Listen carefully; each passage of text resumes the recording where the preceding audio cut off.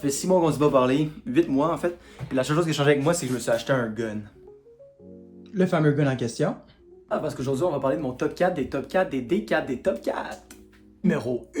Le magnifique ensemble de fans achetés chez Costco, de style fan de chez Costco. Permettant de régler une des 4 vitesses, effectuer un timer, mais non seulement aussi la petite pièce secrète, effectuer de la rotation. Wow. Vraiment nice, juste parce que chez moi, il y a beaucoup d'humidité, c'est un sous-sol, tu sais. Puis je peux les fixer n'importe où, là. Si je voudrais, je pourrais en mettre une ici. Ou peut-être là, tu sais. Puis ça aide des fois quand il fait chaud puis tout. Puis en vrai, une fan, là, c'est vraiment nice. J'ai même pas besoin d'air climatisé. Si on avait tout le temps une fan sur nous, le monde irait meilleur. Numéro 2. Le fameux gun en question que je vous parlais tout à l'heure. C'est un Burlington 1994 qui tire du 14 mm avec une capacité de rechargement de 3.8. C'est juste un gun à sel. Là, tu vas me demander, c'est quoi un gun à sel?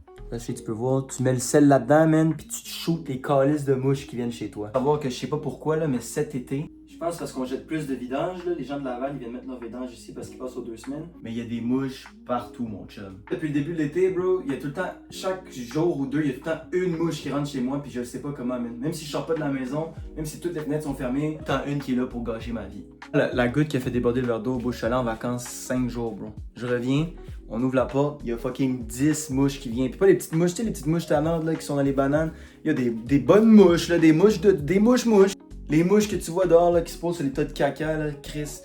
Puis je pense que c'est un trauma générationnel, là. On le sait tous que t'essaieras de tuer une mouche toi avec une serviette, c'est de la frapper, c'est fucking impossible. T'essaieras d'en tuer 15, calice. Puis ce qui me dérange, moi, pour de vrai, c'est vraiment juste le fait que ces mouches-là, ils peuvent pas mind leur business. Yo, l'autre jour, bro. L'autre jour, je suis couché sur mon sofa, bro, il y a une mouche, elle vient se poser sur mon nez, bro, je niaise même pas, calice. L'autre fois, yo, elle fait exprès, je me mets dans mon lit, elle se met sur mon oreiller, la tabarnak de calice. Je vais aux toilettes, elle se pose sur ma brosse à dents. Fait que depuis ce temps-là, j'ai dépassé 70$, puis la prochaine fois que je vois une mouche, là, elle va se faire niquer sa race, la chienne. Y a-tu juste moi qui aime pas ça, genre tuer des bébites avec ses mains? Yo, quand j'écrase une mouche, j'imagine, genre, tous ses organes intérieurs en slow motion, genre faire... C'est foiré, man. Anyways, numéro 3. Pour mon 3e trou, faut que je vous lance par la fenêtre. Fait que derrière moi, il y a des plantes, de type tomato et poivronneau, que je fais pousser depuis 3 mois. Je donne beaucoup d'affection pis tout, ça se voit-tu? Ils ont l'air super belles, il y en a juste une. Puis, fun fact. Il y a un moment où j'avais un poivron, 2 tomates, puis là, vous avez vu, il en reste juste une tomate. Ok, depuis quelques jours, j'ai une conspiration. Les ratons laveurs marchaient dans la ruelle juste à côté. Les hosties de Chris, ils ont pris ma tomate puis mon poivron que j'ai fait pousser pendant 3 mois, bro. Ils l'ont même pas laissé pousser. C'était juste un bébé poivron, un bébé tomate, ils l'ont mangé. Il m'en reste une.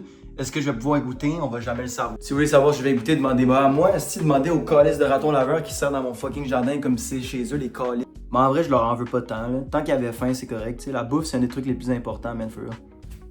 Alors, je pense pas que c'est un hot take ou que je suis féministe si je dis que tout le monde devrait avoir accès à de la bouffe. Là. Des fois, je vois du monde dans la rue, yo. L'itinéraire, je leur donne jamais d'argent.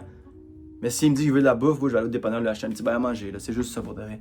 Mais jamais de l'argent parce que, bro, on m'a dit qu'ils se droguent avec ça. Puis moi, je suis un gars ignorant. Fait que moi, je crois tout ce que je vois. Puis tant qu'on est sur le sujet de la bouffe, là, j'ai remarqué pour de vrai, la chose que je suis le plus reconnaissant chez moi, c'est d'avoir de la bouffe pour de vrai.